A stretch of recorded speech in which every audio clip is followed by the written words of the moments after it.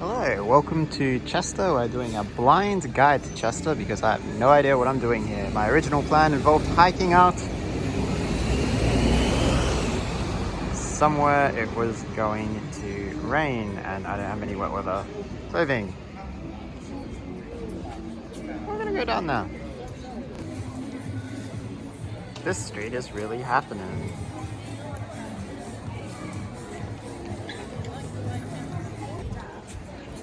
Chester has buildings. Also, I'm guessing Victorian faux medieval shopping centre. Oh, what a guess! So we've got sort of like the museum neighborhood. So that there is the town sort of museum, I think. Oh, actually no, it's a red building. I don't know what that front building is. I mean, it's a more interesting looking building, that's for sure. And if I turn around, we have the Cheshire Military Museum. That's a thing here. I'm not sure what that building is, but it looks cool. But you can see like museums and everything, but not super pedestrianized, not like the rest of the town. Anyway, let's go to the castle. So this building is part of the Greek Revival period of English history in the 1810s. Built by some architect as part of a reconstructed castle. Which I assume is one of the things over in this direction, but I'm not sure which. University of Chester over in the corner. Anyway, there's a signboard over there, so let's go over there. Let's investigate the castle. English legal history. I don't know what justice of the peace just judged the quarter sessions, which are now illegal or something. I don't know. Cool. That's what went on here. Kind of sucks that that's next week. But that's cool. Too bad I'm not English heritage. I haven't booked a guided tour. Can't really see a lot in there though. So also dramatic views across the city. Let's go investigate that. So we'll walk. We modern folk are too risk averse, not dangerous enough, too easily injured to use these stairs. Also, like, what is wrong with these stairs? I don't understand. This is a viewpoint apparently. The Rhodey viewpoint or something, which is marked on the tourist map. It also says Roman Quay, but I don't know what that means. So obviously horse racing. Wow. Cool bridge in there. I'm assuming it's a railway bridge. Looks like a railway bridge. And then you can see through there, river is just on the other side. We may or may not be able to see that. I like the grandstand. I don't really like horse racing though, but I like the grandstand. Would be a nice cricket grandstand somewhere. If you could transport it somehow. Anyway. So here we've got Chester Castle from the outside. You'll also note that we've got Welsh and English. We are mere kilometers, probably what, like maybe 2 kilometers away from the Welsh-English border. It's interesting that Welsh is on the top there though. And if I turn around, we have a dramatic shot of the bridge that goes over the river here, and the local fun fair's on.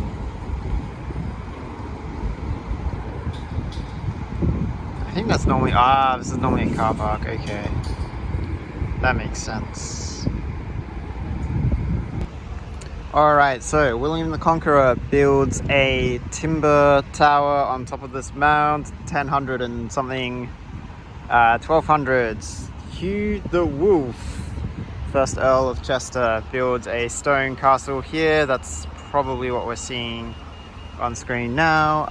And then this becomes site of Irish Parliament when Ireland is sort of up in flames and stuff. What else did I learn from this sign that's right next to me? I think that's about it, really.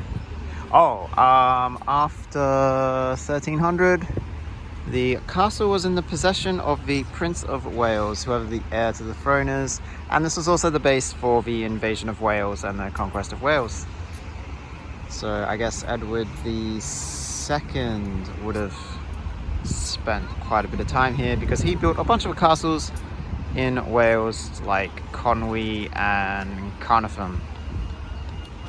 Cool. I mean, I wouldn't quite say it is a dramatic view of the river through there. And the bridge, might have to cut to the tower just there.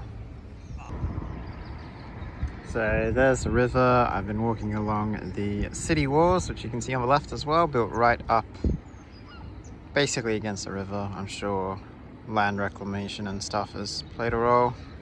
You can also see, say, a half-circle dam just to control the water level.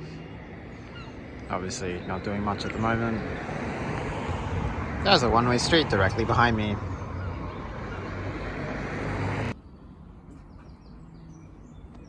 Cool looking historical photograph or rendition.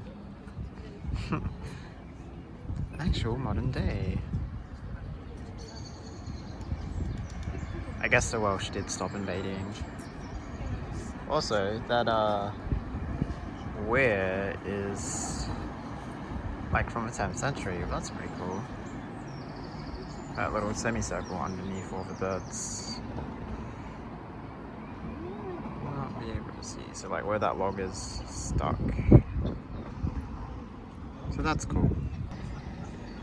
So we can see an iron bridge, pedestrian bridge behind the city sightseeing Chester official tour. Here's the thing, I'm gonna walk this city in maybe 2 hours at the rate I'm going. So I don't know where your city sightseeing tour can go exactly. But yeah, sure, we're down by the river. It takes like 10 minutes if I walk this in a straight line maybe to get here from the city center. These buses are just everywhere. I don't understand. Hashtag city nerd, shout out. Pretty sure this is the Roman garden, but I don't know what makes it Roman. What kind of building would this be appropriate for?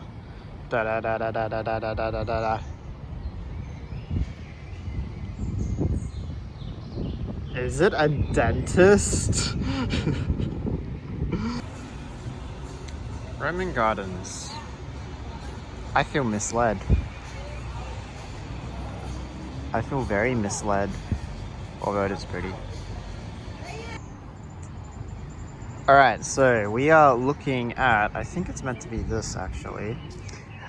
So repair works done to the siege wall in 1643, which is, 1643 is when the English Civil War was going on and the parliamentarians versus King Charles. King Charles, that's also Coronation Day today. Parliamentarians managed to breach the wall in this place, but it was successfully repaired. Repaired in the sense that they used wooden beds and things to stop the breach. Chester was one of the holdouts for King Charles. Eventually the city was starved into submission. There was a key battle apparently fought nearby here when King Charles came with some cavalry to try and relieve the city of Chester.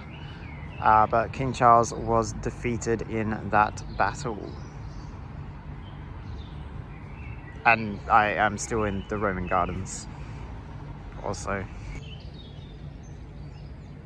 Roman baths. Also probably Roman columns that were just put here randomly by people in the early 1900s. Because they wanted to do something else with the space here. It's really bumping in the Roman amphitheatre.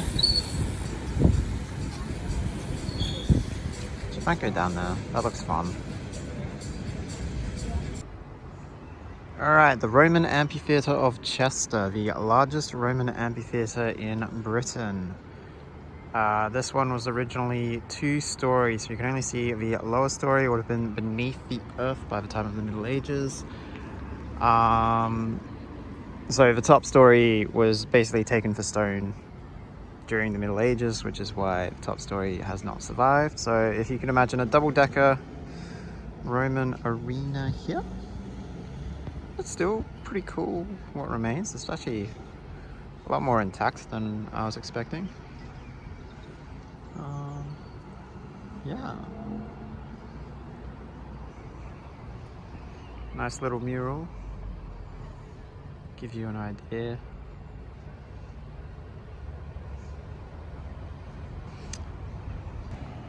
Yeah, so there's the model. And there's the amphitheatre, sort of a bit. Get an idea of the scale. So this is a 1:75, so it's 13 meters high on the outside. Playing stick fighting. You do not often see places in England that were founded by royalty not of England. Mercia was one of the small kingdoms of England that was conquered by the Vikings, if my history is correct. It's been rebuilt a number of times though, so I'm gonna check it out quickly.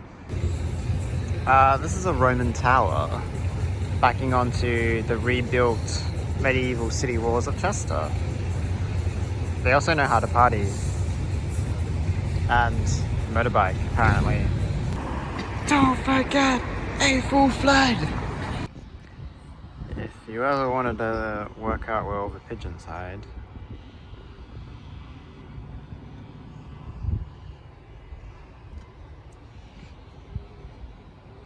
we are standing on top of a car park.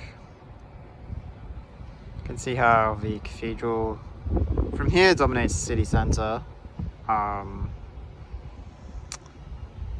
But there's not really a lot to dominate from here. Anyway.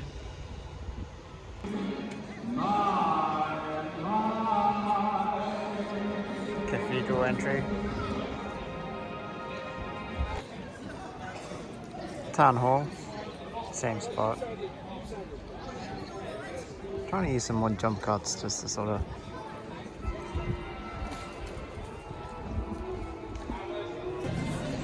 it's like the Seattle public market, but I'm the only tourist.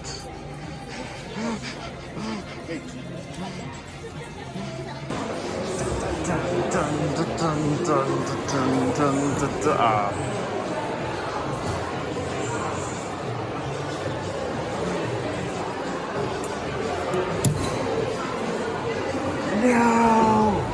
You left me behind! No! I can't really do the fading thing. I wonder if I can do the fading thing.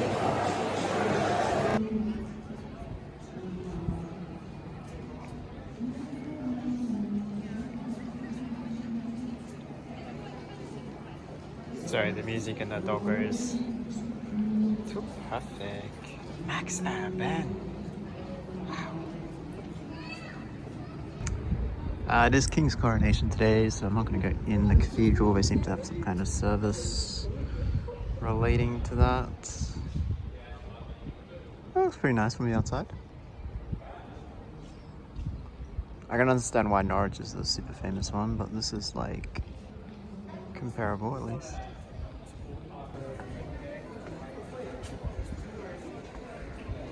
Oh, is it not gonna dong? There you go. It's the one behind me though.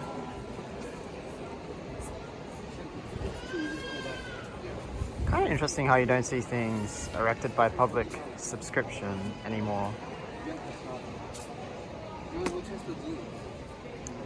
It's like we've lost our civic pride in the last 100 years.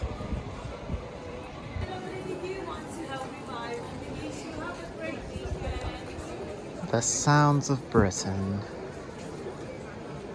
Yeah, so this is obviously Main Street from above. Probably making quite a nice photo today. Grey, dreary British weather. But everyone's out anyway. Chester Cathedral from the back, the Cathedral Gardens. Yeah, pretty nice. Alright, so we have Chester Cathedral, built approximately 1000 AD. This site was a nunnery or like a holy area before that though. Rebuilt 1811, which would explain why it looks old but new, old and new. Cool, that's it, see ya. Oh, post-trip bonus footage.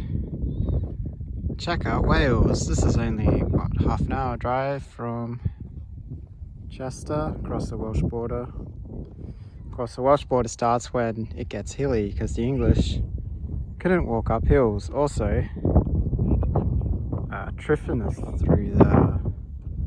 Tryfan is walkable to Snowdon, Mount Snowdon. And then all the way out to the ocean out that way. Post video hiking destination Jubilee Tower, which you can see all the way up there. This is the Jubilee Tower. Looking out over, so we have Chester in there. You can see the ocean behind it a little bit. Behind the ocean's Liverpool, Manchester, etc.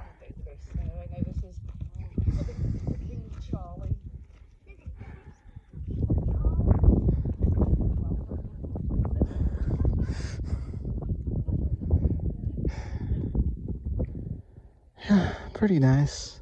I think I like the other view slightly more, but I haven't had this view, so I'm just going to sit around and have, it's not really a snack zone. I don't have a second person, but apparently this is a thing. Let's try. Does corn chips that taste like burger. Alright, it's a bit clearer now, so we've got, oh, it's all the way out there. 20 miles away, Liverpool. The furthest white patch.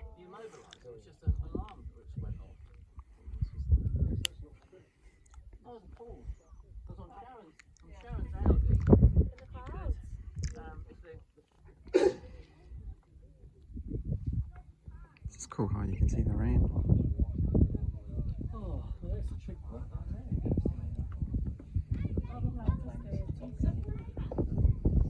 As well as alien space elevator.